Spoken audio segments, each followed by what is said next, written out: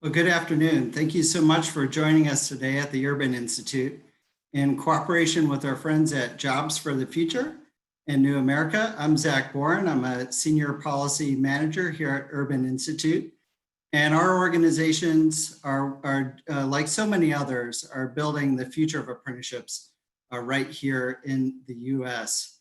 And so as we head into the next administration, we thought it would be important just to reflect on the policies that are driving our apprenticeship system, review innovative solutions that are occurring at the state and local levels, and lastly, look ahead to provide a roadmap on apprenticeship policy for the next 4 years. So before we get started, we have a few housekeeping items. First, the event is going to be recorded, so you can come back to it and have a look at it. You'll find it at www.urban.org after the event.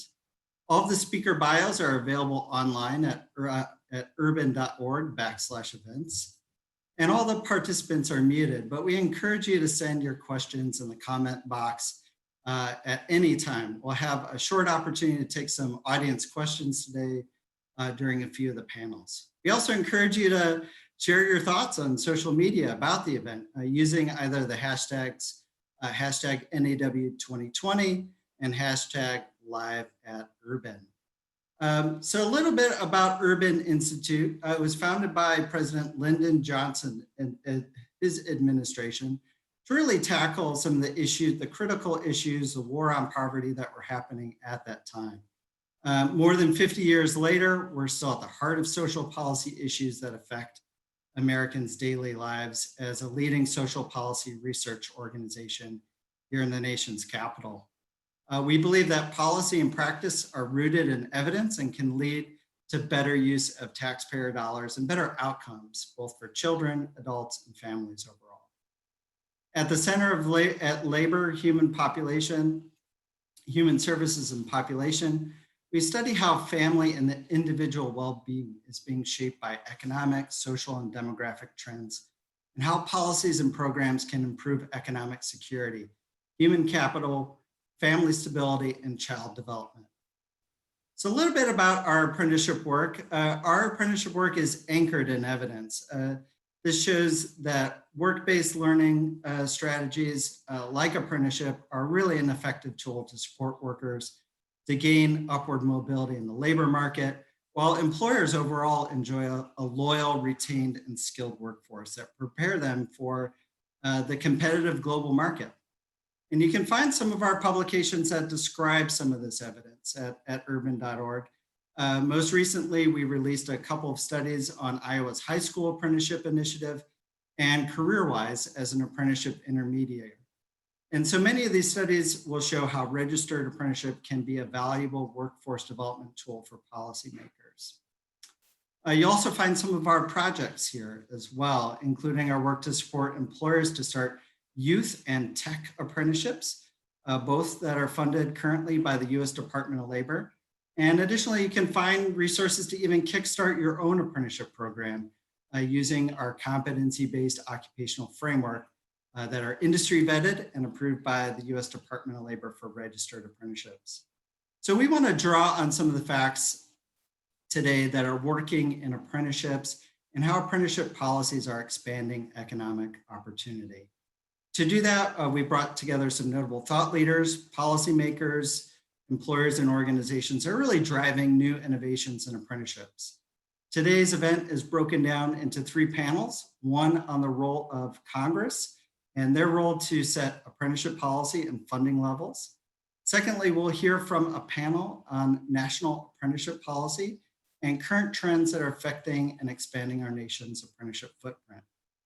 And lastly, we'll hear from state leaders, including Governor Kim Reynolds, that will share Iowa's innovations in apprenticeships that are really driving their success. But first, we'll start on our congressional panel. So we want to bring in Katie McClellan and Jake Middlebrooks. And we'll focus on actions that the Congress has taken on funding apprenticeships currently and into the 117th Congress. So Katie McClellan joining us today. She is She joins us from the Committee on Labor and on Education and Labor under Chairman Bobby Scott. Catherine's portfolio includes workforce development, including registered apprenticeships. Jake Middlebrooks is also a professional staff member from the House Committee on Education and Labor under Ranking Member Virginia Fox of North Carolina. In addition to apprenticeships, his portfolio also covers career and technical education. So to Katie and Jake, as we move into a new Congress, it's really an opportunity for a fresh look at apprenticeships.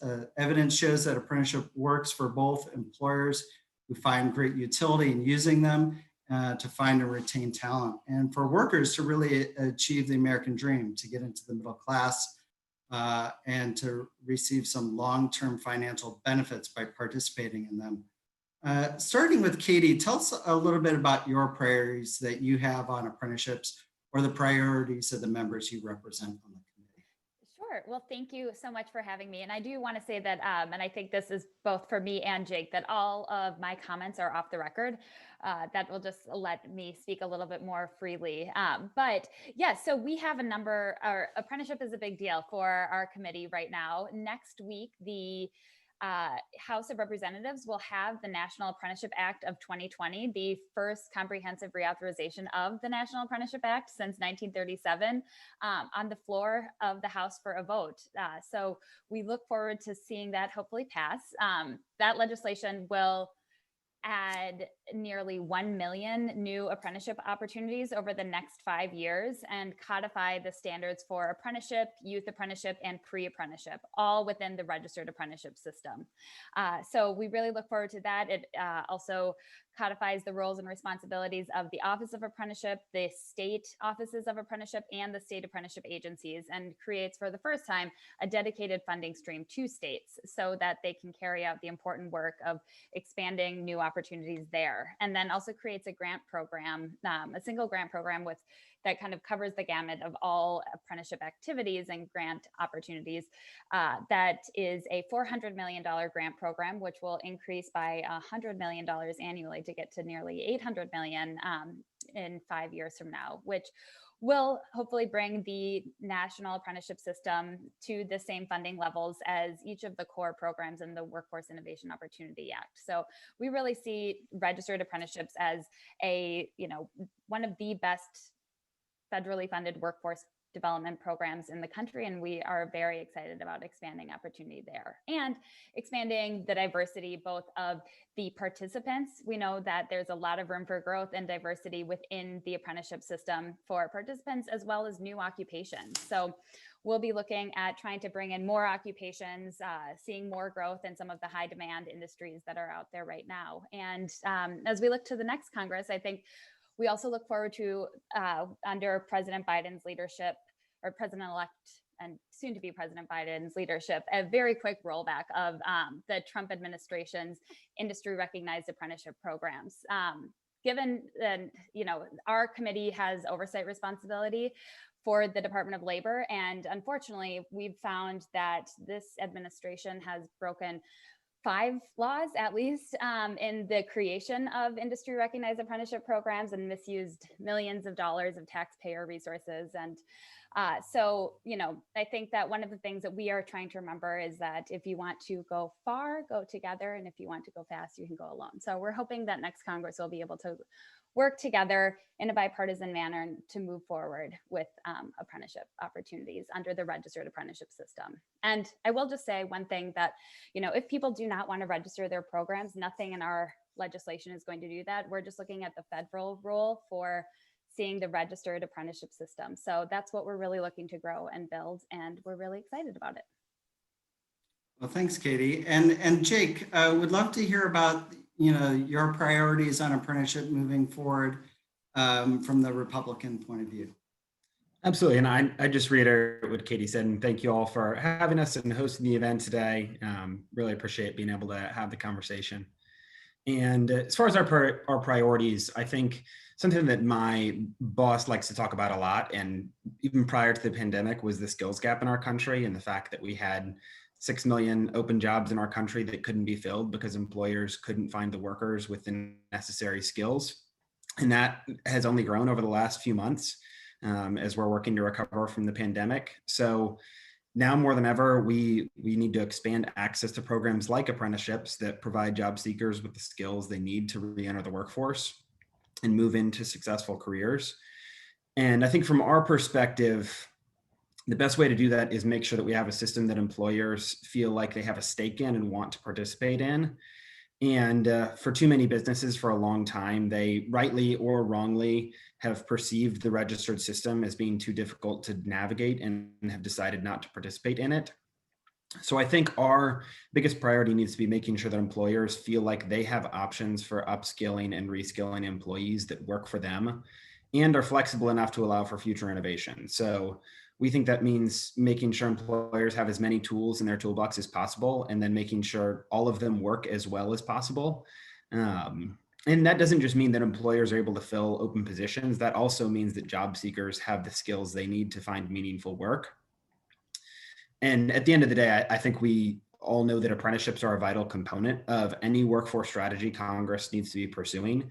And are certainly hopeful that we can come together to make sure they continue to grow and expand to meet the need we're facing right now, and don't want to be closing any doors for people who are seeking opportunities to move into meaningful work and want to be expanding those opportunities as far as possible. So I think that is where our priorities would lie.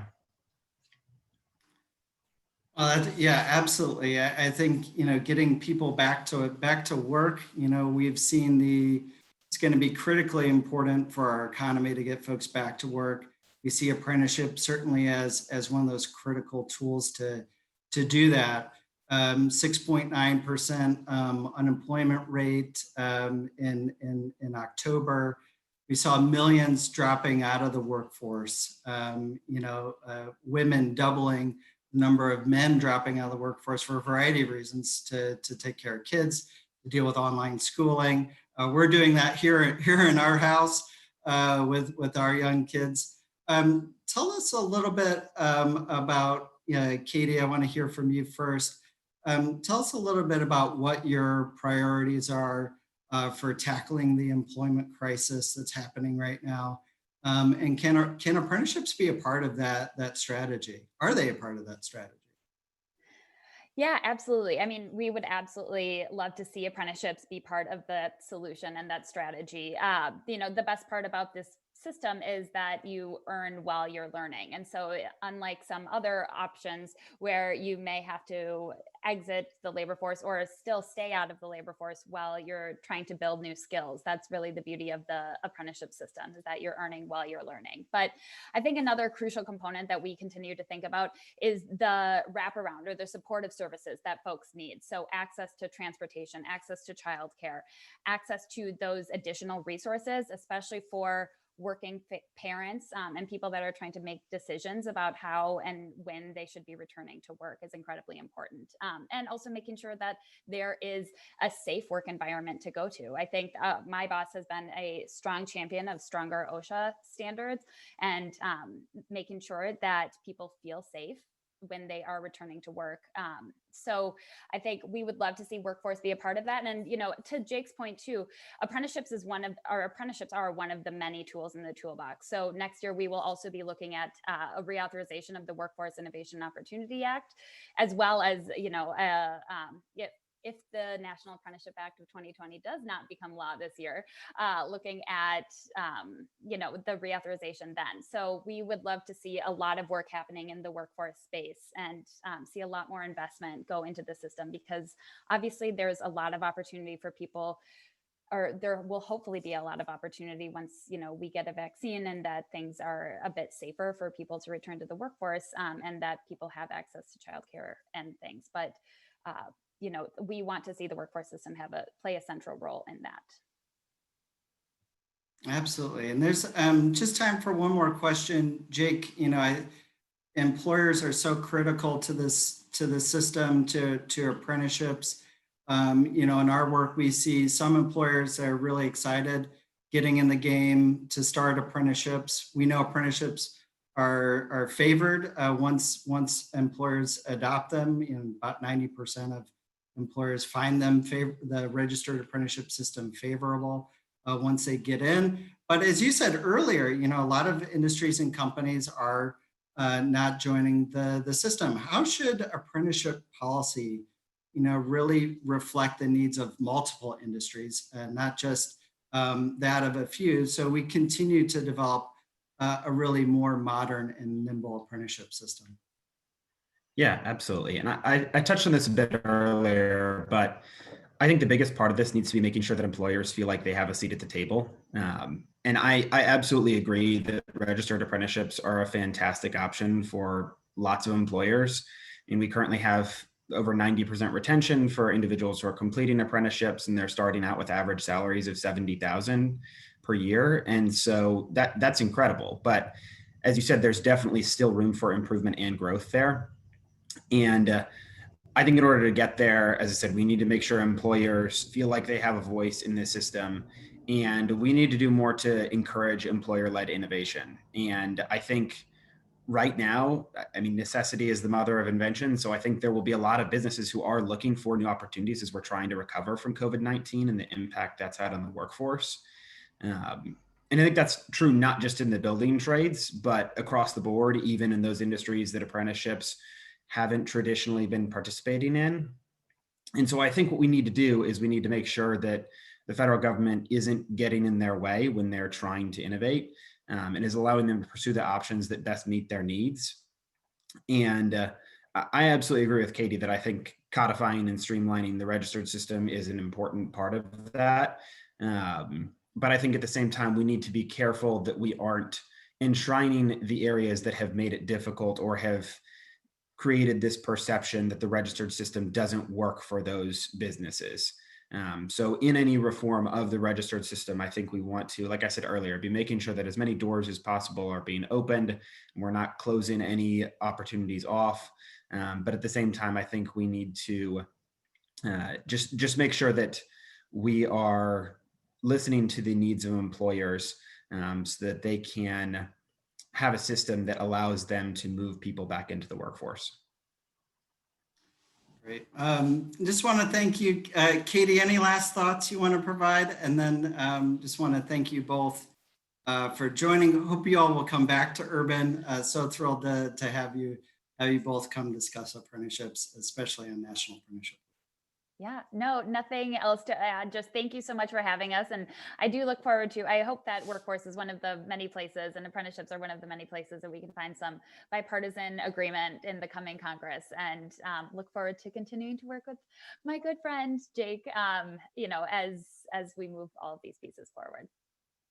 Great. Well, thank you both. Let's go ahead and move into our second panel. It'll be our National Apprenticeship Policy panel.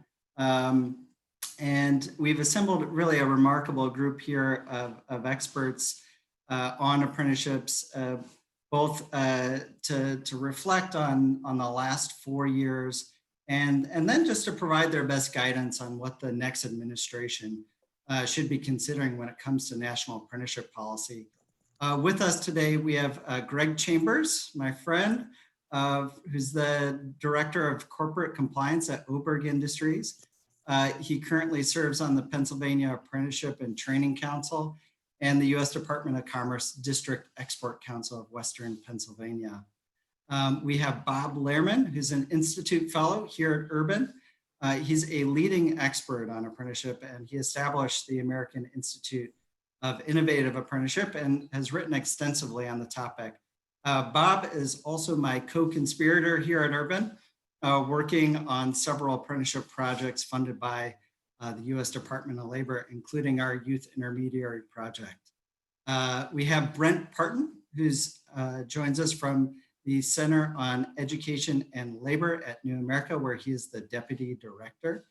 And finally, last but not least, we have my old boss, Eric Salznow, who's he's a senior advisor and directs the Jobs for the Future Center for Apprenticeship and Work-Based Learning. Thanks to you all for joining us for this panel. We really want to start out first with you, Eric, if we could. Really kind of reflecting on the last 4 years and looking at 2016 being it's kind of this time of change. We've seen considerable amounts of increased spending on registered apprenticeships. We're seeing programmatic funds reaching 175 million a year, with most of the funds reaching states, industry intermediaries. Youth apprenticeship is this new fantastic thing that's happening in the US, and some national activities. So in the next 4 years, what priorities should the next administration have in mind when it comes to apprenticeship spending? Okay, Zach, good afternoon. Thanks for having me. Hello, everybody. National Apprenticeship Week. And Zach, that was unfair. That was like 6 different questions in one. So I'm going to look back just for a second, and I'm not going to look back 4 years. I'm going to look back about 5.5 years, because I think people forget where this transformation of the American apprenticeship system is starting. And as I learned from my good friend and colleague Bob Lerman in my previous a while ago, this is not the first time the U.S. has been down this road, either with youth apprenticeships or trying to expand apprenticeships or school to work or other things. It's happened previously, but it was never sustained, right? Or never caught on. But this all, to me, for the last 100 years, apprenticeship has been in the purview of building trades and the unions and some others, but for the most part, neither Democrats or Republicans funded it like it meant anything, right? It was sort of, in my view, a stepchild of the system. And there was very little funding except to run a national office for a very small amount of money when you think about federal funding. But this journey I think that we're on now, which I still think is early in terms of transformation, really started, I think, in January of 2014 when President Obama talked about doubling and diversifying apprenticeship in the State of the Union address, right? I almost fell over when that was said, right? So a president made it a priority once they looked at all the empirical evidence of what works, and all of the range of job training programs, and apprenticeship, of course, had better outcomes than most job training programs in terms of employment, in terms of wages, in terms of job retention, all those important things. So, and that began the investment, right? The initial investment into apprenticeship through various grants from the Department of Labor and Department of Ed and elsewhere, right? But that was, 2014, 15, American Apprenticeship Initiative. And then since then, there's been almost $1 billion invested in apprenticeship, right? So that's the last 6 years in total. And, the good news is that, this is a really bipartisan issue. And while our members may have some partisan issues, it was so nice to see the staff getting along just fine with Katie and Jake. But so there's been a lot of investment. There's a lot of money floating around in apprenticeship that wasn't really ever floating around before. So that doesn't mean that's the answer to the problem. And in many ways, I think sort of, so, people are using it. There's need out there. There's interest out there. I think to the point from that Katie was saying with the revision of the National Apprenticeship Act, there's almost $3 billion in that over several years, but certainly an initial 400 million and some other dollars in there. So, I think the future looks bright. I think, what I liked about some of that, the interest on the Hill is there is interest in expanding youth apprenticeship. There is interest. First of all, there's understanding of what apprenticeship intermediaries are. There's better understanding than there was before. So there's interest in expanding intermediaries, interested in, advancing youth apprenticeships, interested in data, right? A lot of the things. Now, could it go farther? Could we ask for more? Could there be more things? Sure, I'll leave that to Bob Lerman because that's what he would say. But I think it's a great start to look for the future. And we've got these segments of population groups and youth and this and that and veterans, and so I mean, it's the solution, the tools of apprenticeship have been, I think, proven the last 4 to 6 years. And I believe, Biden was around when the transformation started, and I think he'll be around for this one. And he got what the issues were. So his website says they're going to be doing some stuff around apprenticeship and workforce training. So I'm really looking forward to that. Well, thanks for the reminder that transformation did start before 2016. Absolutely agree. And I want to turn to Brent, because Brent, you were involved in some of that transformational era on apprenticeships where we really turned the ship. There's been so much investment made. We talked about, a little bit that's gone into states, into youth apprenticeship. But what are we not spending on right now? We're still at a very beginning moment in this apprenticeship movement across the country. What should the next administration be spending on? Thanks for the easy one, Zach. Great to be here, and thanks to the Urban Institute for pulling this together, and good to see everyone. I'll actually build a little bit on what Eric said. We have to put it all in context that it's somewhat unprecedented. The federal government is spending money on apprenticeship, really going back to Fitzgerald. The role of the federal government has largely been a regulatory one, and the organization and expansion and delivery of apprenticeship has been more or less an endeavor by non-governmental organizations. Labor unions, of course, have played a tremendous role in that for decades. So even the act of spending money to proactively support the expansion of apprenticeship to non-traditional sectors is new and historic. And I would say where we have been is very much, as Eric said, we've demonstrated largely through competitive grants that apprenticeship can work in a number of these non-traditional occupations. You have a lot of different organizations, whether those are the community-based intermediaries, community colleges, chambers of commerce, industry groups. We've seeded this field now of a lot of innovative efforts and have built up the capacity of the field. People who know how to build apprenticeships has substantially expanded because of the experience of these grants.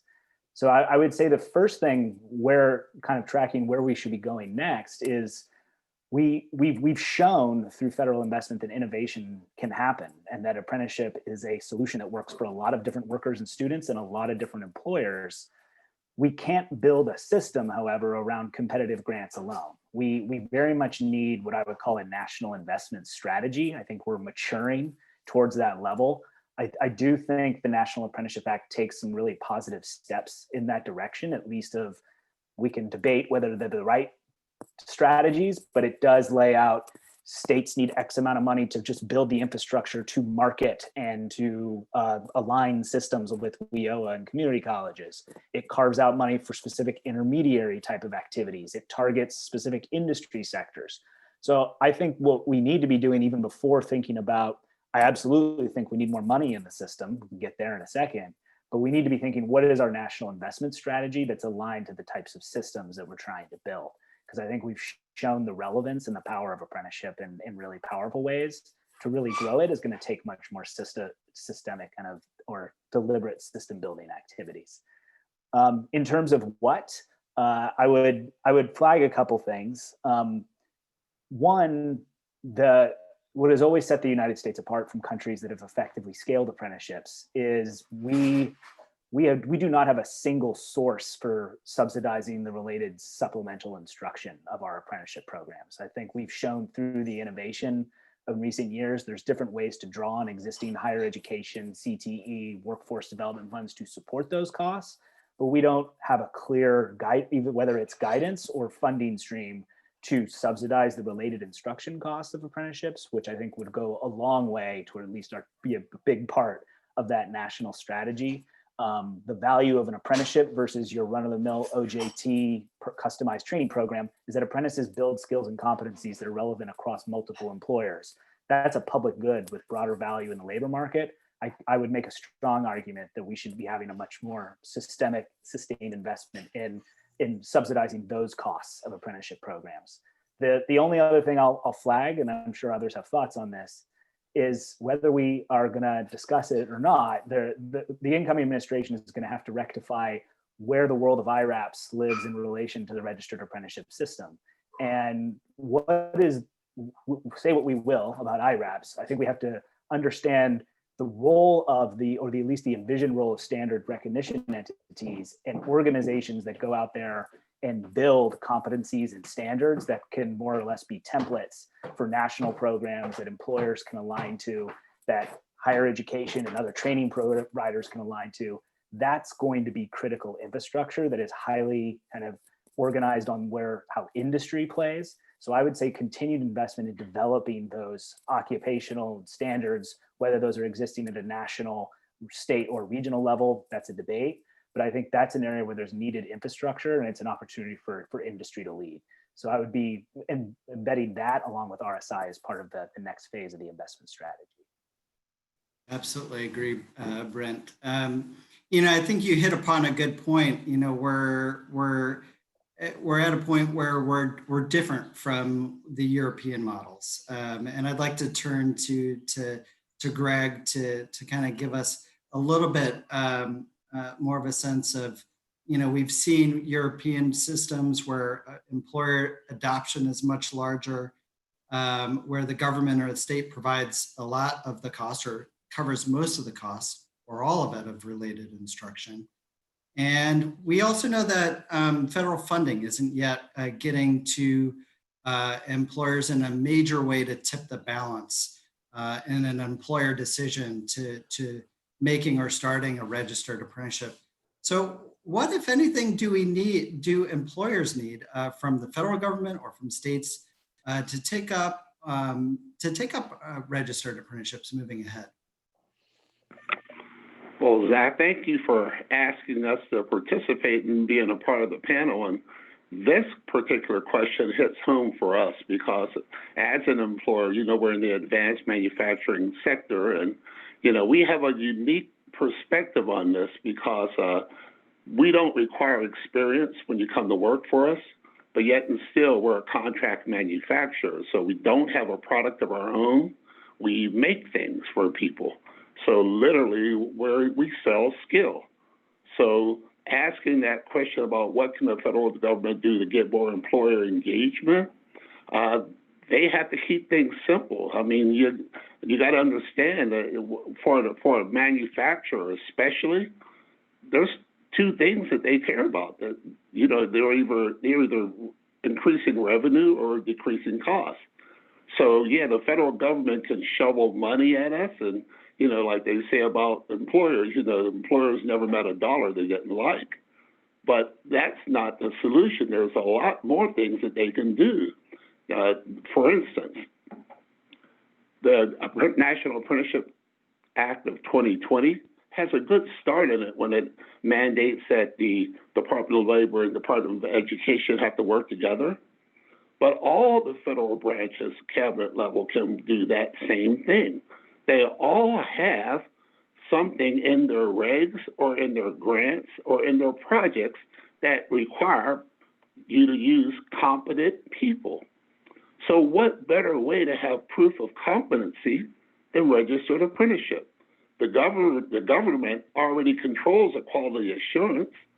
So if registered apprenticeship is given preferential treatment in government contracts, government initiatives, as proof of competency, easy, doesn't cost any money. It expands the program because here's the problem with the registered apprenticeship program and employers. The government has yet to answer the value proposition that our employers are looking for, which is why should we have a registered apprenticeship program instead of a training program? At the conclusion of each, we can get competent people. So why should we go above and beyond a training program and go to a registered program? Unless the government can answer that question for employers, they're going to always struggle. They're going to shovel money at them, but there's not going to be a real change that's needed. Some things are also indirect. For instance, there's a real bad misunderstanding out there, Zach, about apprenticeship programs in education. It's almost like a zero-sum game. When the young people get out of school, we give them these options as if there's only two. You go to college or you go to work, maybe get an apprenticeship. Why do they have to be mutually exclusive? The government can make those changes, again, since they're running all the federal level departments, and help change and eliminate that stigma and misunderstanding that young people can have both. Because one thing about registered apprenticeship that people fail to realize is that registered apprenticeship is not just for new employees. You can put your incumbent employees through a registered apprenticeship program, And we've done it over the 50 years that we've been registered. So literally, registered apprenticeship is not just a new employee program. It can be used for multiples of things, not just new employees. So the federal government, yeah, the low-hanging fruit, throw money at it. But the broader implications and things that they can do that no one else can, just include registered apprenticeship in their initiatives. Since they control the quality of it, include it. That would elevate the status, that would give the employers value, because all of those employers like us, whether they're working for the Department of Defense or Homeland Security or agriculture, now we're getting something for that in our daily work.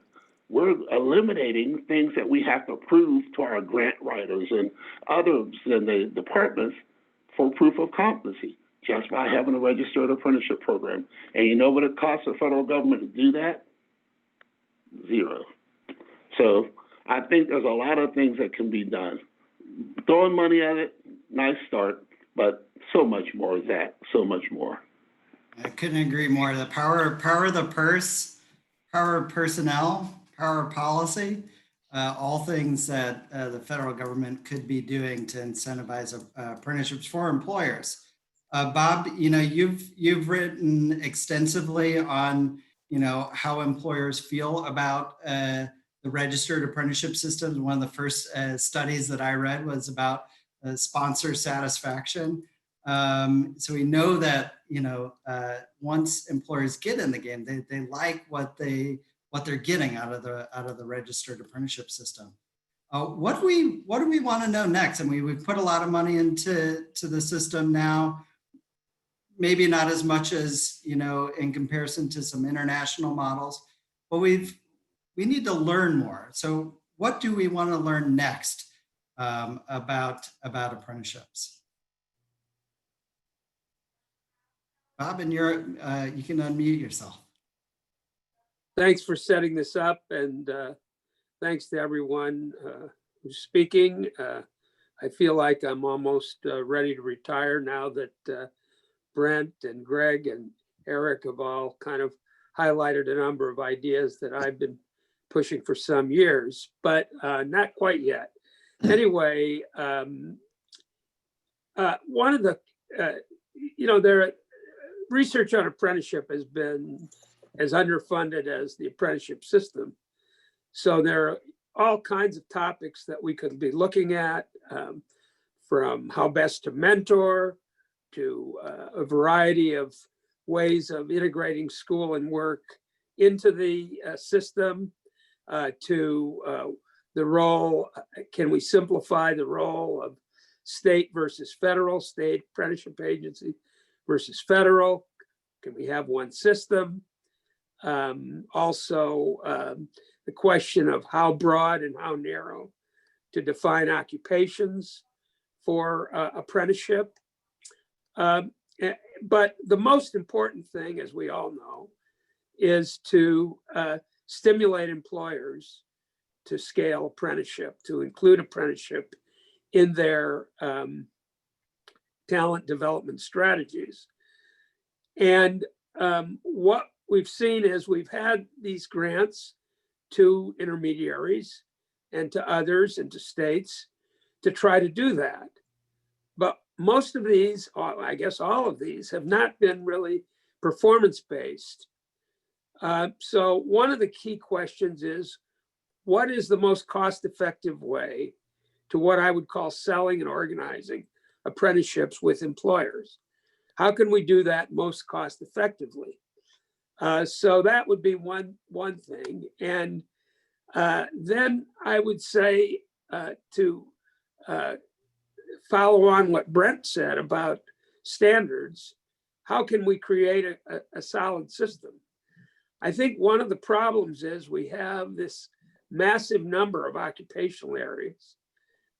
We don't know if they're not as portable as they might be.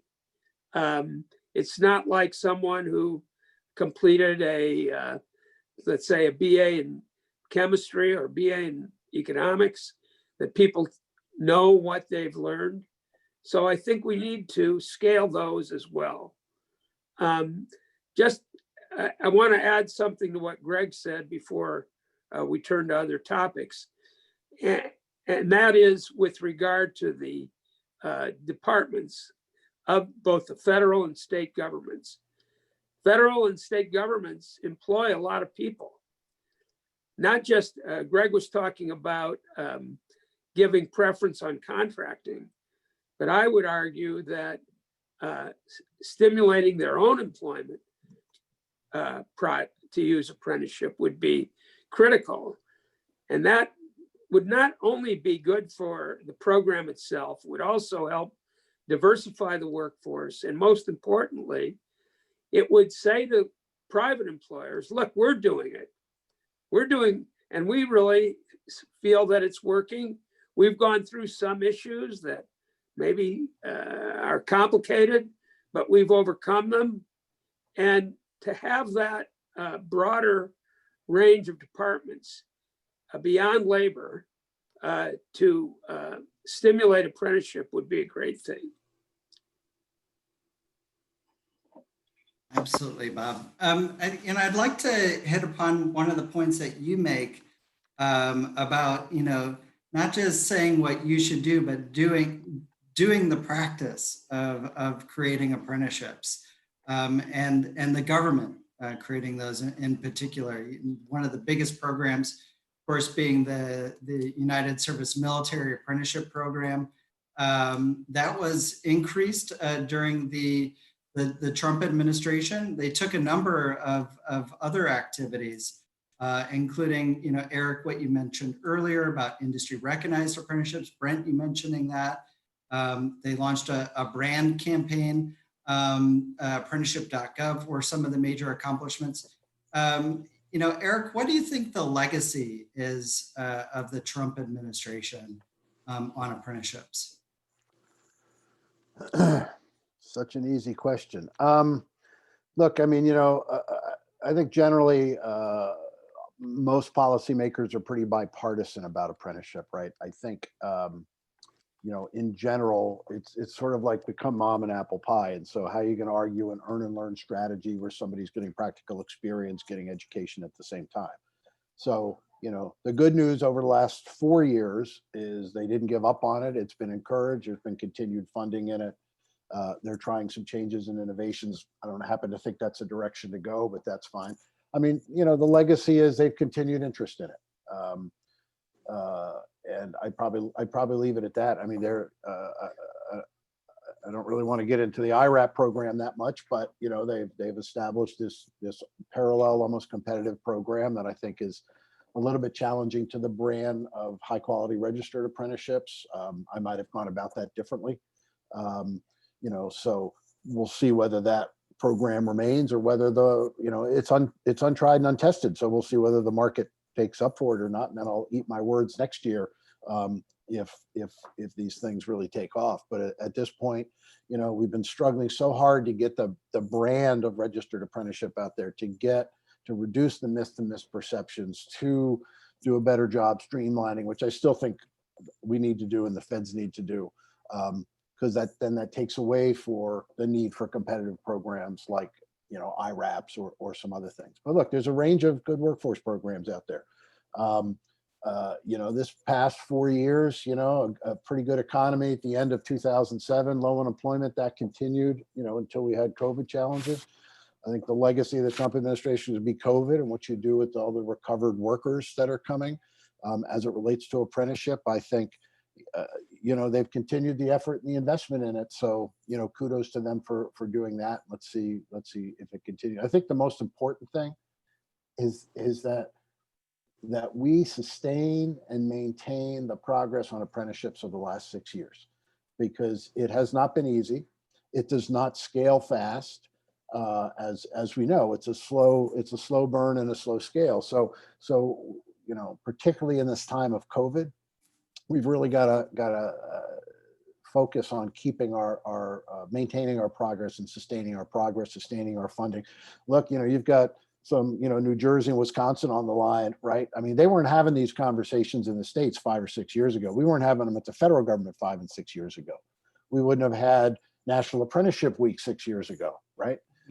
So we are in a transformation. It's happening. And I think, let us hope the momentum continues. Absolutely, absolutely. And, just thinking about that momentum, I'd like to hear from the rest of the panelists here. I'll start with Bob and then want everyone to chime in. When policymakers are thinking about how to keep up momentum, they're probably thinking about how do we further expand the system. But then, at the same time, as we've learned from our neighbors across the pond, you can't just expand for expansion's sake. You also need to go back and think about quality. So we'd like to hear from Bob, what should the next administration be thinking about in terms of expansion and then retaining quality apprenticeships as a critical function? Yeah, well, first, I think President Biden could be a great champion for apprenticeships. David Cameron, the former Prime Minister of the UK, and some of even Blair, they were champions of apprenticeships. So leadership at the top matters, setting a goal, but also, as Brent mentioned earlier, we've had a lot of bottom-up activity. Now we have to kind of create an architecture for an American apprenticeship system. And I think, with all due respect to the wisdom of Eric and on registered, there are some issues relating to registered. I mean, among them is the state-federal split in many cases, the duration it takes for companies to get apprenticeships approved and started. So there's a lot of things that can be improved. I think of an architecture, something along the lines, 1960, there was a master plan in California for higher education. It set out a whole system of various types of colleges, and we need to have that kind of master effort in apprenticeship. As we mentioned, he should mobilize all the departments. But overall, we need a system. We need a system that does not rely on a grant here or a grant there, because organizations, they're always then looking for the next grant. So you need to have something that employers can count on, that intermediaries can count on. But at the same time, we need to hold them to a high level of performance.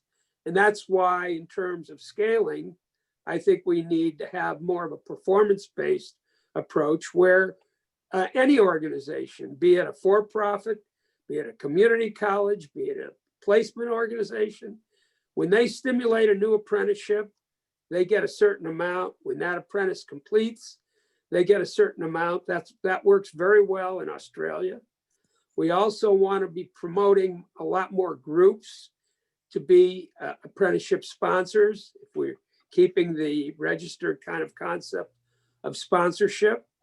And on quality, we need to have a public-private entity that maybe builds on the standards recognition entities, that builds on the competency-based frameworks that we put together, but can kind of oversee and say, if you do these things in that occupation and you create those skills, you create that mastery, okay, that's where you'll qualify for the related instruction money and perhaps some other funding. And we need to audit it. We need to keep doing research so that those occupational areas are kept up to date. The current system has a lot of occupational areas that were developed decades ago that are still listed. So we need to continue to make that kind of improvement. But overall, we need a broader architecture. The bill itself is great for promoting funding, but it mainly, the National Apprenticeship Act that we referred to earlier, but it mainly codifies a lot of what we're doing now rather than make improvements. We need to also recognize that there are a lot of employers out there that are using apprenticeship but not registering. Why not? Why not? Well, we need to have a broader system so that that can be all incorporated. I think IRAP was one effort. I don't think it was the best way of doing it, but it spoke to something that was real out in the economy. I estimate that there are almost as many unregistered programs as registered. So let's put together a full architecture going forward with the appropriate level of regulatory, quality, expansion, and ongoing funding. Thanks, Bob. Brent, Greg, Eric, whoever would like to jump in here. Brent, I'd love to hear from you. Expansion and quality. What should the next administration be thinking about? I think it's going to have to be a focus, whether we want it to be or not, just because not to answer the question that you shared with Eric, part of the legacy of the Trump administration is in some respects, there was a missed opportunity where there was a pretty sizable discussion around what reforms would be needed to the registered apprenticeship system.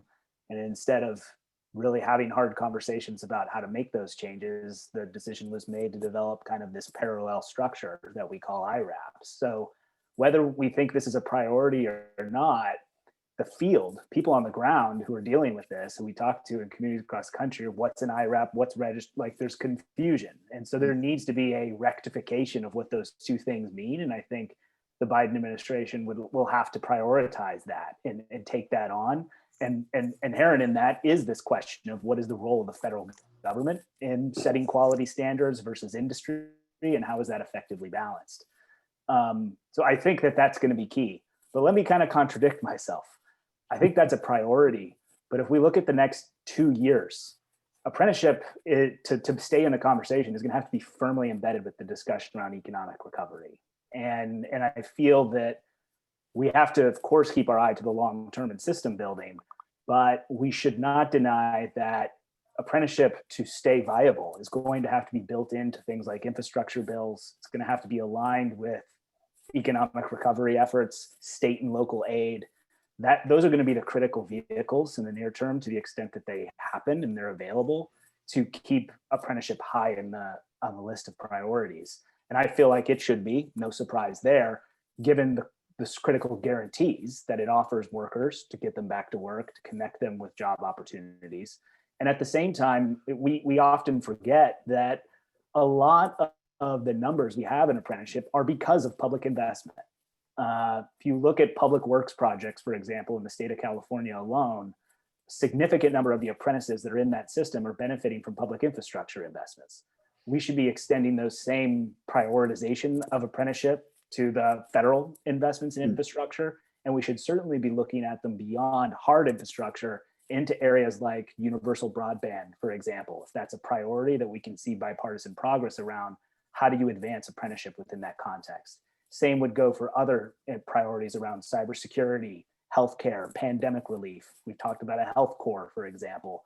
Apprenticeship is something that needs to be firmly embedded, I think, within those priorities to see the expansion we want, because the economy is going to be in a tough place. So I think those are just critical ways that the public sector can advance this work, even outside of, which I think is critically important, direct hiring of the role modeling by hiring apprentices. And we are running out of time, so I quickly want to hear from Greg, and then Eric, I'll give you the last word. Okay, I think. You're giving Eric the last word?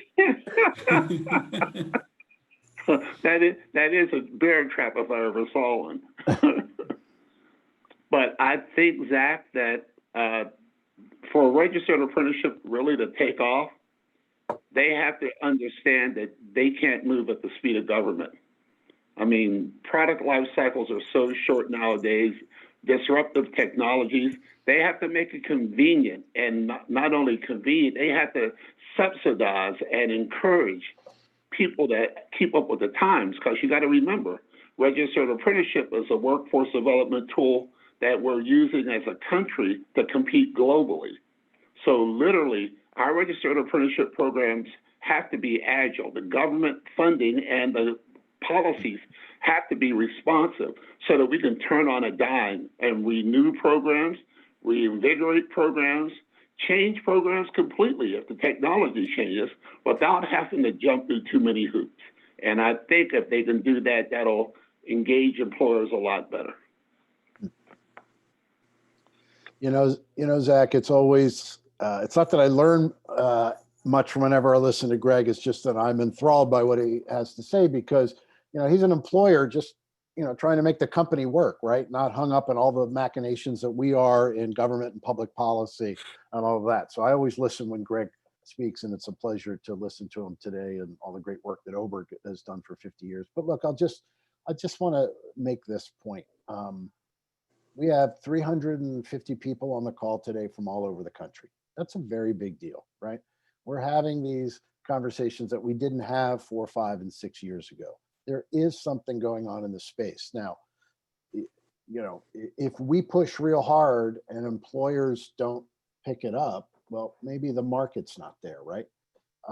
If we fund it and they don't, maybe they're telling us something. So there's still a lot of things to be worked out on, you know, all of this power of apprenticeship and, you know, will employers take it up? And you know, the employer community is, you know, the employers who do it love it, as everybody knows on the line. They just love it, and they're your best marketers of this. But I think the jury is still out, right? And I think to some of Bob's points and Greg's points both about nimbleness and flexibility and speed and you know, gee, really, do we have to do all this work for an apprenticeable occupation? Do we really have to send in, you know, 27 pages of a template that, you know, it can be easily streamlined? You know, there's plenty of things I think we can do to make it better. But one point I don't want to, and everybody uses apprenticeship for different reasons. I think employers have a reason, you know, nonprofits, workforce agencies, community colleges, everybody has a reason. And everybody is talking about diversity and equity these days in the real world, but especially about apprenticeship and using apprenticeship as a tool to help drive not only the economic recovery that Brent talked about, but also more access to women and people of color. And, you know, women, the numbers have been low for many, many years. For Black and brown folks or other minorities, it's been a little bit better, but there are significant wage disparities, I think, that are borne out in this. So, you know, as we transform, you know, we also got to make sure that it's part of the economic recovery model, as well as the, you know, COVID sort of recovery, but also, you know, the racial justice issues that are going on. So it all sort of comes to here. Now, all workforce programs can do that, but people seem to like using apprenticeship as a way to reach in their communities and have their employees, you know, build their workforce and have them reflect the demographics in their communities.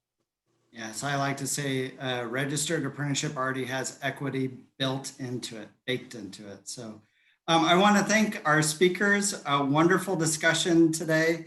Thank you all for joining us. We're going to turn to our state panel next, where I'm joined by my wonderful colleague, Bhavani Arabandi. I want you to pick it up from here, and thank you all so much.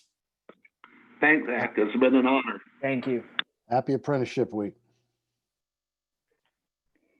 Thank you, Zach, and thank you, everybody, and welcome to the last panel of the Policy Forum for National Apprenticeship Week. My name is Bhavani Arabandi, and I'm the Senior Research Associate at Urban Institute. I work with Zach Boren and and Bob Lerman and my other team members on youth apprenticeship and the expansion and modernization project to build tech apprenticeships. To start us off, it gives me great pleasure to introduce Governor Kim Reynolds. Urban Institute has been working very closely with the state of Iowa to develop youth apprenticeship programs in high schools throughout the state.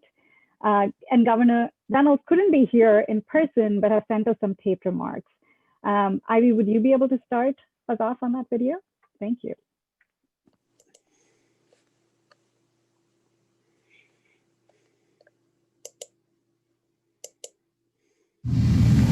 Greetings from the Iowa State Capitol. I'm Governor Kim Reynolds. I want to begin by wishing the team at the Urban Institute, along with everyone logged in today, a very happy National Apprenticeship Week.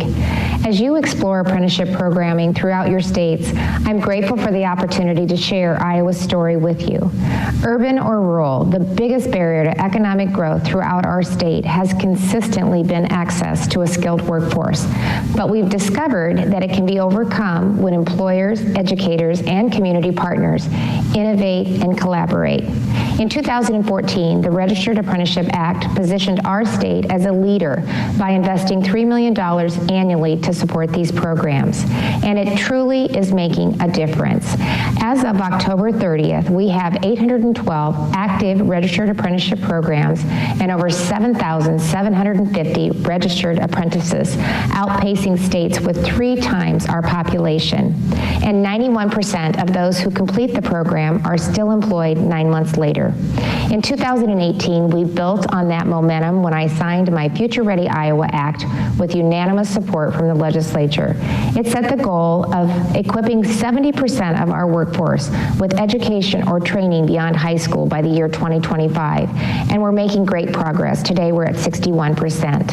As a component of this act, we allocated $1 million annually as seed money to help smaller employers, high schools, and community colleges start registered apprenticeship programs, and that's also gaining attention. The number of awards nearly doubled from 30 in the first year to 54 in its second year. Through these programs, employers create a mechanism to train and recruit the talent that they so desperately need, and they help strengthen our communities by partnering with local companies. In Iowa, the average starting salary for a registered apprentice is $60,000 per year, and over the course of their career, Iowans will earn $300,000 more per year than those who don't go through the program. In just a few years since launching apprenticeship programs in our high schools, I'm proud to say that we have 34 high schools enrolled and over a dozen in the process of getting started. And they're partnering with more than 65 businesses from a broad range of industries, including welding, health sciences, engineering, and information technology. The students earn nationally recognized apprenticeship certification, and also many earn college credits leading to a post-secondary degree. And it even gets better. They earn a decent wage while learning a skill that they have an interest in. And so my hope as governor is that every school district in Iowa offers registered apprenticeships as one of their work-based learning options. I'm also very proud of our robust apprenticeship program in our prison system. Since launching 3 years ago, we have programs in all 9 institutions for a total of 275 apprentices working in 27 different occupations. And last month, I announced 2 new registered apprenticeship grant opportunities totaling over $6 million through the Coronavirus Relief Fund. These funds will help increase the number of programs where they are needed most in the industries whose workforce has been hit so hard by the pandemic. I'm truly proud of the progress that we've made and the partnerships that we've built in providing opportunities for Iowans, meeting our employers' workforce needs, and strengthening our communities in all 4 corners of our state.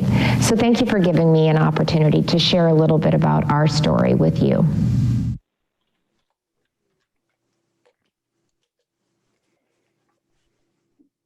Thank you, Ivy, and thank you, Governor Reynolds, for that amazing introduction to our panel.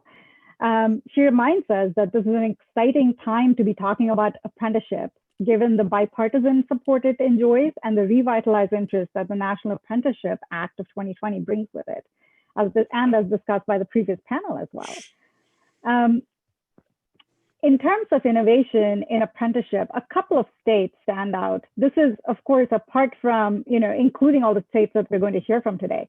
In South Carolina, a team of business savvy apprenticeship consultants with Apprenticeship Carolina work directly with employers and DOL to set up apprenticeship programs. Once registered, businesses can get up to $1,000 in direct tax credit for each apprentice.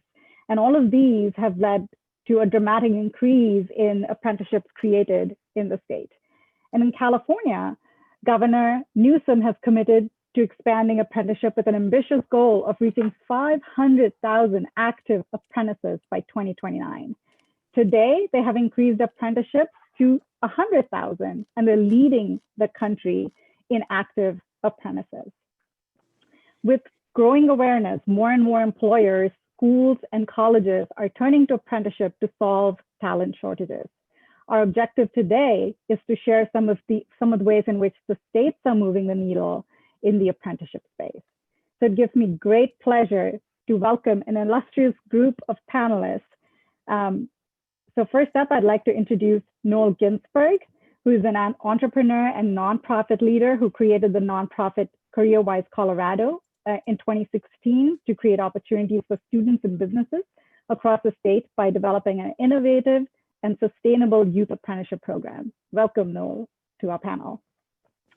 Joshua Johnson is the state director of Wisconsin Apprenticeship. Joshua is the 6th director since 1911, when Wisconsin was the first state to begin registered apprenticeship. Welcome, Josh. Diane Jones serves as Principal Deputy Undersecretary at the U.S. Department of Education. And I'm really proud to say she was a senior fellow with the Urban Institute prior to her service. And last but not least, I'd like to introduce Nicholas Tots, the director of the New Jersey Office of Apprenticeship. Nick has overseen the implementation of the New Jersey Apprenticeship Network and more recently pilot projects relating to the pandemic. Thank you all for being here. My first question is on recent innovations in the states in apprenticeship. Like, how are you moving the needle in terms of apprenticeship? Noel, would you start us off with what's happening in Colorado and talk a little bit about your system building efforts? Sure, I'd be happy to, and thank you for the opportunity to present today. Obviously, we're passionate about youth apprenticeship in Colorado and believe it's a unique bridge between education and a person's future, whether that's college or career or both concurrently. And it provides a unique ROI for young people. So with that frame, what we've done in Colorado is we've been fortunate to have 2 governors now, Governor Hickenlooper, who was in office when we started CareerWise, and now Governor Polis, who make this a priority. And for Governor Hickenlooper, one of the first things we did was create the Bell Commission, the Business Experience Learning Commission, which brought together a majority of business people by an executive order. It has to be a majority of business people. And then the Department of Education, Office of Economic Development, Department of Labor, essentially bringing the departments of state in alignment with creating this youth apprenticeship system. So we're thinking about this as a collective, and we're beginning to speak, and now we are speaking the same language. So that's been an important part. The next piece is we were fortunate to be able to take 48 business leaders, as well as government leaders, union leadership, superintendents of public schools to Switzerland to see what youth apprenticeship can look like at scale in a country where 70% of all youth start with an apprenticeship, and 28%, similar to the US, will get a 4-year degree. But like you've heard on the previous panels, students graduate from their apprenticeship making $55,000 on average right out of high school. So whether they start with an apprenticeship or end with a PhD, it's a real economic motivator for their economy, and I think prepares the country to be very competitive. Now, the US is different. We can't claim that we're going to be just the same. But by taking our leadership there, seeing this at one point, really served as a catalyst to move our program forward here in the state and enabled us to launch CareerWise not many months later. Now, the innovations that support this also include legislation that we just passed in this last legislative session around credit for prior learning. Well, why is that important? We want students through their apprenticeship, whether it's a youth apprenticeship or adult apprenticeship, to be able to gain credit, college credit, for the work that they're doing in business. That's essential because if they want to move on to post-secondary, it's more affordable. It helps enhance their skills. So that move by our legislature to do that was an important piece. Another innovation in Colorado is that we have flexible graduation guidelines for our young people that are competency-based. So it's not about seat time, it's about skills attainment. So you put those 2 things together and you have a really powerful catalyst to allow youth apprenticeship to move forward. And then finally, when we're looking at doing this in Colorado, we ask businesses to step up. So they are paying not only a fee to support our intermediary, $2,000 per apprentice per year, they're paying for post-secondary or related training, and they're paying an apprenticeship wage. So whether it's a 2 or 3-year apprenticeship, they're making and have been making significant investments in that. So because I believe fundamentally, and I think Robert Lerman said this, if business doesn't play, if they don't get involved, this will just be a wonderful idea that will never change the outcomes in our state or frankly in our country. And then the last innovation I would share is around a blueprint that we're building in Colorado through the Bell Commission to think about education, not just as a singular pillar that starts in K-12, goes through 2 or 4 year degrees, but a professional education model as well, so that as an apprentice in the high school level or as an adult, you can move in the professional and education pathway as well. Get your credentials through the 2 or 4 year college system, but it gives multiple paths, multiple opportunities for Coloradans. So we're beginning to build that in partnership with all the players. Youth apprenticeship by itself is not the only answer. You have to build a system that's aligned to create opportunity for people throughout our state, and I believe throughout the country. Thank you, Noel. That was really incredible. I mean, I think you reminded us in the audience really well about how it takes a village to build apprenticeship. Like, I mean, we need employer buy-in, we need the state to do its part. We also need to make sure that there are other collaborators and stakeholders involved in the success of apprenticeship from the beginning. Thank you. Josh, Wisconsin, of course, has been a leader in apprenticeship since the early 20th century. So what innovations has Wisconsin undertaken to advance apprenticeship? Thank you very much, Bhavani. I appreciate it. And I'm really excited to speak here today. So thank you for inviting me. In Wisconsin, we believe apprenticeship is for everyone, right? That's our slogan. Well, that's my slogan, but that's become the rally cry for me is apprenticeship for everyone. And my friends in California give me something to shoot for out there. 100,000 apprentices. I'm limping here with just a little under 15,000 with a goal of 20,000. But I'm excited to know that we are we're pushing towards our goal as well. We planned on eclipsing our all-time high of 15,767, which was set in 2001. But unfortunately, the pandemic that we're all experiencing came into play. So we're really hoping to recover and to move the needle forward. Here in Wisconsin, apprenticeship continues to receive constant bipartisan support. So it is much easier to make the Wisconsin apprenticeship brand as robust as possible. Ensuring that certified, youth, and registered apprenticeship are all treated equally, and more importantly, also making sure that they're all integrated into the workforce system within Wisconsin. Because traditionally, we operated in a silo, and what I mean by that is apprenticeship operated in its own silo. Everybody else around, as they were breaking down their silos, apprenticeship we did our own thing. And that even includes youth apprenticeship, where, as Noel talked about, for Wisconsin also had the first registered youth apprenticeship program in the nation back from 1991. That even operated in its own silo within the Bureau of Apprenticeship Standards. So we're really excited to have all of us. I have all my family members under one roof now. So it's very exciting because we're creating pathways from each one to the next. That has been really a huge part of our innovation. But more importantly, we're talking about creating a system that is sustainable without grant dollars. Because as we've seen, there are potential grant dollars that come, but when you don't get the grant dollars, you don't want to destroy your whole system that you've created supporting on those grant dollars. So we're really looking at how to partner with those WIOA partners, DVR, Vocational Rehabilitation, the Office of Veteran Services, the Department of Corrections. How can we all come together and build something sustainable that will continue to live on for the life of apprenticeship? A few of those ways, a few things that we've done also to be innovative. We've ensured that our programs deliver, or to ensure that when we're building our programs, that it continues to stay at a very high level of consistency, allowing the business to dictate how fast or how slow their program is built. So therefore, we're not dealing with the cumbersome, where it's the bureaucratic red tape, right? That we hear about is, I have to wait 6 months to get a program approved. Well, here in Wisconsin, what we look at is it's dependent on the business. My field staff are going out, they're building programs, and they work as hard as possible and as fast as possible, depending on the business. We want to take care of the business as much as possible.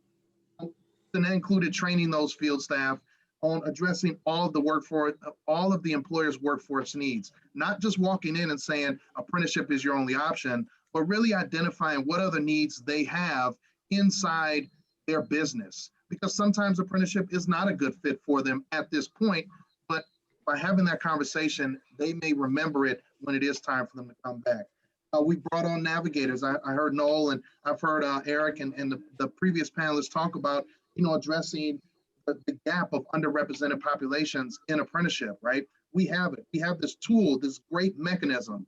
But the problem is this mechanism, this tool we have is not visible to communities of color. It's not visible to individuals from underrepresented populations. They don't know what it is. They just know it's there, if they even know it's there. So we worked really hard to educate folks around Wisconsin and target those communities to really get in there and talk about the apprenticeship opportunities, but then also make those access points as visible as possible. Flexibility in related instruction delivery to give employers that feeling of that it's not just this cookie cutter how it is. We want to be as flexible as possible. And then I think our most important innovation, this is the one I'm a registered apprenticeship product myself. I am a journey worker laborer, but I'm going to be honest. One of my most favorite family members in the Wisconsin apprenticeship brand is youth apprenticeship. And under us, youth apprenticeship just became part of Wisconsin apprenticeship 5 years ago. So as I said, it was siloed, but now there's so much opportunity. And based off of an early 2020 trip to Germany, I was able to see how they set up their whole system. Now, I don't ever think we're going to be able to do it like they do it over there. We're not going to get, I have a 9-year-old and he wants to be a YouTuber. I don't think there's an apprenticeship track for him yet. There may be sometime soon, but in Germany, they identify at 9 years old and they put them on those tracks. While I don't think we'll be able to do that here, we do have some opportunity to get in and start to work and expose the youth to what apprenticeship looks like at an early age and engage them and get them prepared for a youth apprenticeship, where in Wisconsin, that starts your junior year. So what we've done is looked at how we can bridge youth apprenticeship into registered apprenticeship, making sure that in our modernization, which we are doing, we're in a 3-year modernization period now of all curriculum for youth apprenticeship. What we're doing is looking at how do we bring that curriculum up to speed with registered apprenticeship curriculum, so that individuals that participate, it's very easy to articulate their credit into a registered apprenticeship program, so they have advanced standing. Also, one of the big things about that, as everyone on this call knows, it's not just talking to the student, it's talking to the parent. As we talk about, and Greg so eloquently put it, this isn't an either or. We need to make sure that people understand that this is an option. This is a track that individuals can follow. So we're doing a lot of work here in Wisconsin at looking at going down and saying, okay, the youth apprenticeship, we want to make a career pathway. You do your youth apprenticeship, you graduate, you bridge into a registered apprenticeship. But then also we're selling the fact that many of our registered apprenticeships, through the grant funding that we receive, are starting to align with tech diploma and associate degree programs. So now we're able to sell the student on great wages, but we're really being able to sell the parent on the fact that your child is going to get, although each one of us on this call knows the value of a journey worker's card or completing a registered apprenticeship, they're also now learning the value of receiving that tech diploma associate degree. So those are some of the things that we're doing in Wisconsin in creating those pathways. Thank you so much, Josh. That was incredible. And I hope your kid, does get an apprenticeship in YouTube. Maybe that's a company we need to talk to, very soon. But I think you also reminded us very clearly about how sustainability is an important part of apprenticeships and braiding services with whether it's WIOA or other, federal and state and local, services is really, really important to sustain apprenticeships and really support our employers. Nick, turning to New Jersey, apprenticeships in New Jersey have seen a real tremendous growth in the past 4 years. So what are some success factors for this boost in apprenticeship? Sure, and I will apologize in advance. The sun is shining in New Jersey, so I hope you guys can see me all right. You have the spotlight, Nick. So New Jersey is actually playing catch up with a lot of the other states like California and Wisconsin. In 2008, we were lucky enough to have a governor that served as the U.S. ambassador to Germany, where he learned firsthand about their apprenticeship system. And one of the first things he did in his administration is he made registered apprenticeship a priority by developing the New Jersey Apprenticeship Network and starting the first office of apprenticeship in New Jersey. Our arrangement's pretty novel because we're an OA state, so we actually have 2 offices in the state, and we work hand in hand with USDOL. but our office is really focused on developing new systems change, providing funding for programs. New Jersey has provided over $15 million in funding over the past 2.5 years. And over this period, we've seen registered apprenticeship programs grow by 57%. I believe it was the second or the first year-over-year largest growth by percentage in the country for 18-19. And at the same time, we've also increased registered apprentices by 29%, which is really the most important metric because those are the lives that these programs are touching. With respect to innovative approaches, our flagship program that we started in 2008 is called GAINS, or Growing Apprenticeships in Non-Traditional Sectors, where we've provided seed money for organizations knowing that we do not want to create a government dependency through state funding. So we require all of our grantees to submit sustainability plans and also provide a greater weight for applicants that demonstrate that they're leveraging either federal funds or institutional funds. We're really proud of this program. Right now, there's over 500 active apprentices in this grant cycle, and 200 of which are in the healthcare sector and medical assistant, and there's a one-year nursing residency program, all of whom are making over $15 an hour. And one of the other things we're really proud about is that we pride ourselves on diversity and inclusion in these programs. We believe that it's a really good tool to equalize some of the disparities that have occurred. And we found that 2/3 of our participants are either a woman, a person of color, Hispanic, or African American, which is roughly twice what the state average is now statewide.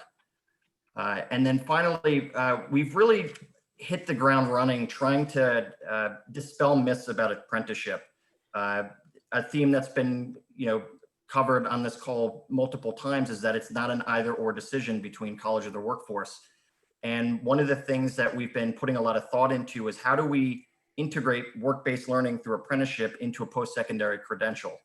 I started off at a community college and I had to support myself, and the thought that I could possibly gain college credit for on-the-job experience similar to a co-op while I was getting paid was incredibly appealing as a concept. So that's something that we're going to be moving out. But really, a lot of the benefits in New Jersey have been derived from the leadership from the governor, our labor commissioner, Rob Angelo, and a legislature that passes more bills than sometimes I would like them to pass because we're constantly playing catch up. All of our goals are aligned, but sometimes the expected timelines upon which we execute on those goals are a little wishful in thinking. So those are some of the things that we've really spearheaded over the past 2.5 years, and we're really excited to keep the ball moving forward. Thank you, Nick. That was incredible. I think all three of you, Noel, Josh, and Nick, all of you reminded us about how apprenticeships need a village, right? I mean, they need a lot of stakeholders. They need a lot of folks working together to get this done. So pivoting to Diane, the administration and the Department of Education has been a great supporter of expanded apprenticeships in the last 4 years. So can you tell us a little bit about the Department of Education and how it is investing in apprenticeships at the state and local levels? Absolutely. Thanks for including me in this event today. And it's great to get together with old friends, and many people who have been involved today have taught me everything I learned about apprenticeship along the way. I was an apprentice back in the 80s, but as an adult, I've learned from all of the people that have been involved today. And so we've done a number of things at the department to support apprenticeship, but I want to talk about our effort that I think has the opportunity to impact the most individuals, and that is our federal work-study experiment. Federal Work-Study is a program of over $1 billion a year. It's a tried and true program. It's been around. It's going to be around. And it addresses the concern that I think Greg raised earlier about the problem with grants is that you always have to go get another one, or maybe Bob made this comment, that when we're focused on grant programs, which I think are great, the problem is you're always trying to navigate the system of grants. The federal work-study program, it's there. It exists, it's ongoing, and it doesn't require anybody to write a grant. And so what we tried to figure out is how can we leverage the federal work-study program to expand apprenticeship? So we have an experiment that we've started. We have 200 schools that are involved. And we've done a couple of things. So we've changed some of the regulatory requirements of the federal work-study experiment so that employers and universities and colleges can work together.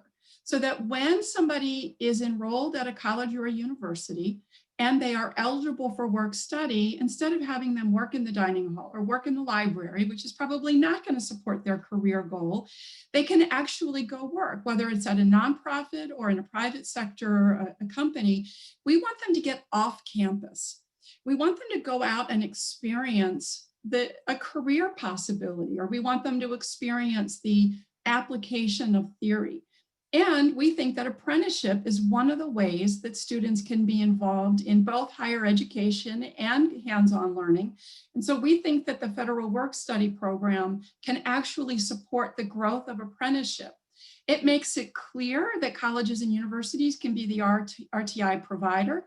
And it also makes clear to parents and students and employers that apprenticeship is not either or. So somebody could be enrolled in a 600-hour program or an associate's degree program. And the institution can partner with the company to say, well, this student is work study eligible. And so the federal government will pay 75% of this person's wages while they're doing work at your company.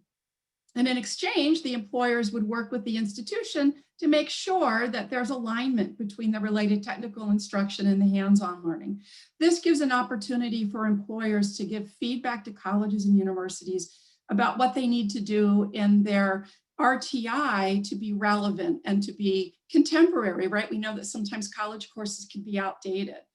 The other nice thing this does is normally when colleges and universities go knocking on the doors of employers, it's to ask for money. Well, this is the first time that colleges and universities can knock on the door and say, hey, we've got some money for you.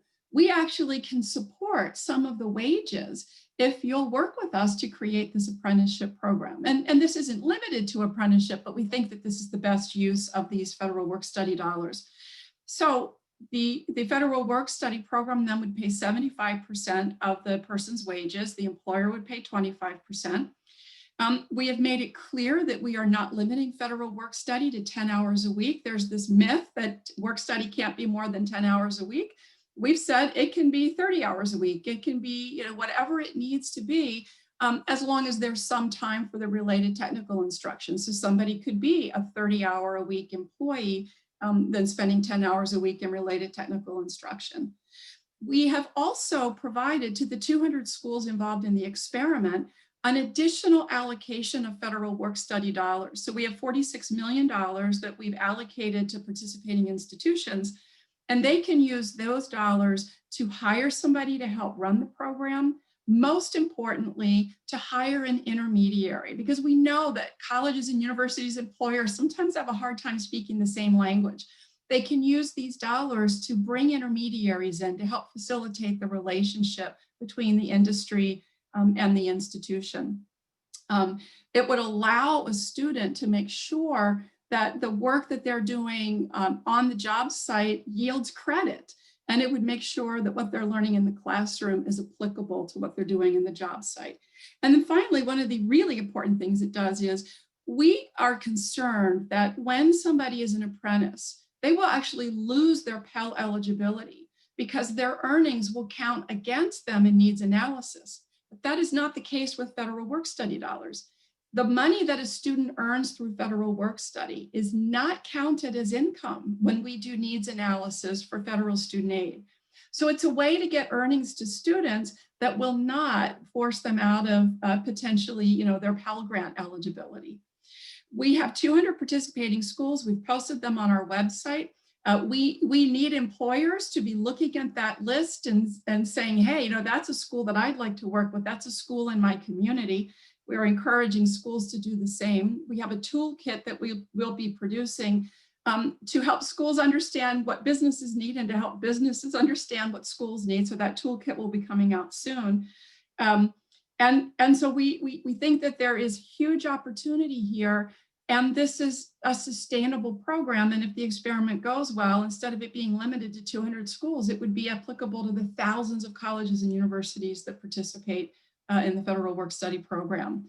Now, unfortunately, this was our first year of the experiment.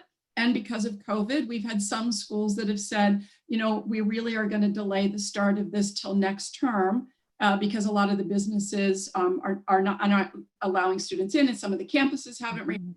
So, you know, it's off to a little bit of a rocky start, but I'm trying to look at this as the silver lining of giving a little more time for planning, so that when they implement next term or next year, they're really ready to hit the ground running. So I think that is one of our most exciting opportunities. And then we just have one other I'll mention quickly. Right now, individuals can't get federal student aid until they meet the ability to benefit test, which for most students means they have a GED, a high school diploma, or the equivalent. Mm-hmm. Well, there's a provision, however, that allows us to support states to have a statewide ability to benefit plan, so that people who do not have a high school diploma can enroll in a career pathways program and immediately be eligible to participate in federal student aid. We are now approving statewide plans. We are reducing some of the regulatory burden. We've approved it in Washington State and Wisconsin so far. And so this will give states the opportunity to designate a number of institutions in the state to identify career pathways programs and to bring all of those people who don't have a high school diploma and who otherwise wouldn't be eligible for Title IV into that program where they are eligible for federal work study, and they can earn a high school diploma along the way. So we think the combination of the ability to benefit plans, allowing these statewide plans to get approved with federal work study, there's no magic bullet. There's no one single answer for all problems, but we think that this can answer at least some of the questions and concerns we've heard about sustainable, reliable funding that doesn't require companies to jump through too many hoops to get a grant. So thank you. And yeah, for questions. Thank you, Diane. That was really informative for our audience and all of us that work in the world of apprenticeship, I think. And hopefully this year will count as a soft launch for the Department of Education's program, and hopefully next year you'll hit the ground running with it. Absolutely. Thank you. Yeah. So we have a few minutes, literally about 3 minutes left on this panel. We can extend it, I've been told, a little bit. And so we've heard from the previous panels that grants are not necessarily a sustainable way to build apprenticeship, sustain them in the future. So in terms of state policies, what policies do you believe are most effective in expanding employer adoption of apprenticeships? Nick, I'm happy to start with you, and maybe Josh and Noel can jump in. Sure.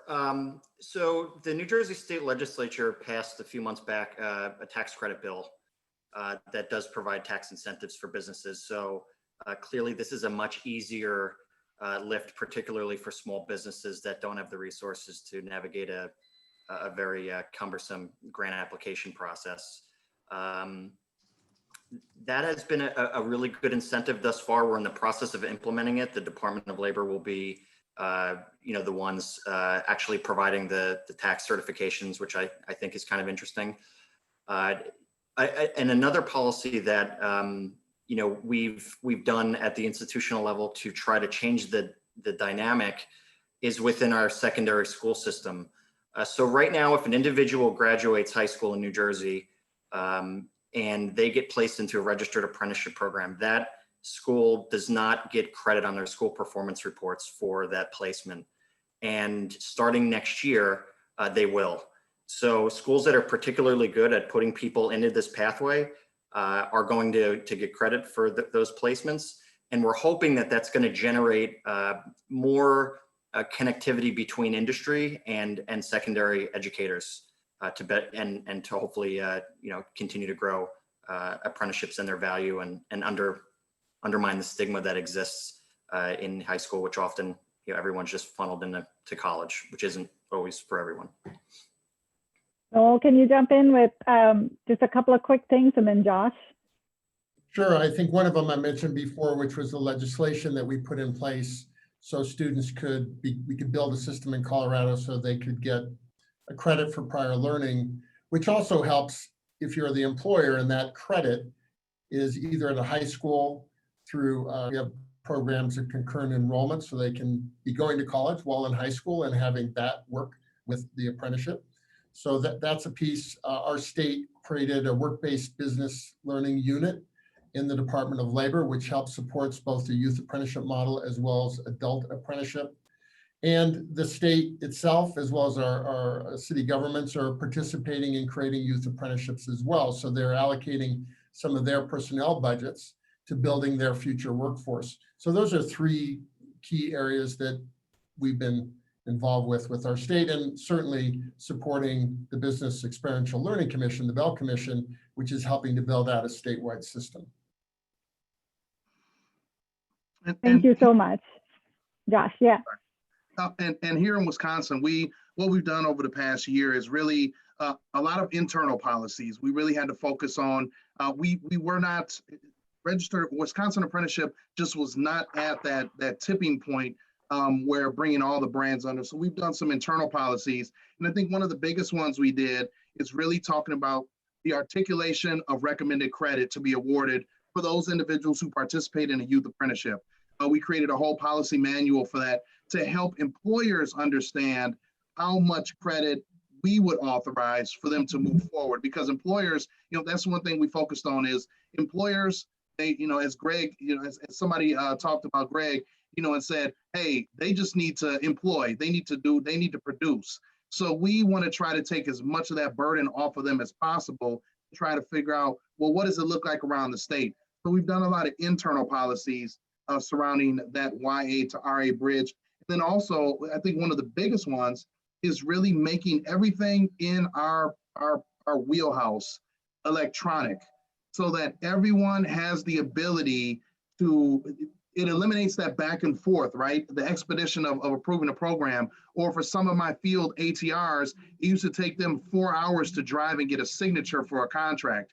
So we've really gotten, we literally went green, and it's amazing. We went to the point where everything has now become electronic, so that it expedites all those processes, but then also it supports obviously the growth, because as we see now in the pandemic, if we were not electronic before now, we would have been in a lot of trouble at this point trying to build apprenticeship programs. Thank you, Josh. Diane, can you round up this discussion with a quick viewpoint or perspective about what other agencies can do to support apprenticeship? Absolutely. I mean, I think that the Department of Ed is trying to work more closely with the Department of Labor to understand that education and workforce development is one big happy family. We've enjoyed reaching out and working with states, and I encourage more states to reach out to us to figure out how we can support them in an ability to benefit plan to get people back into the workforce. At the department, we have 5 or 6 different grant programs that do support apprenticeship outside of federal work study.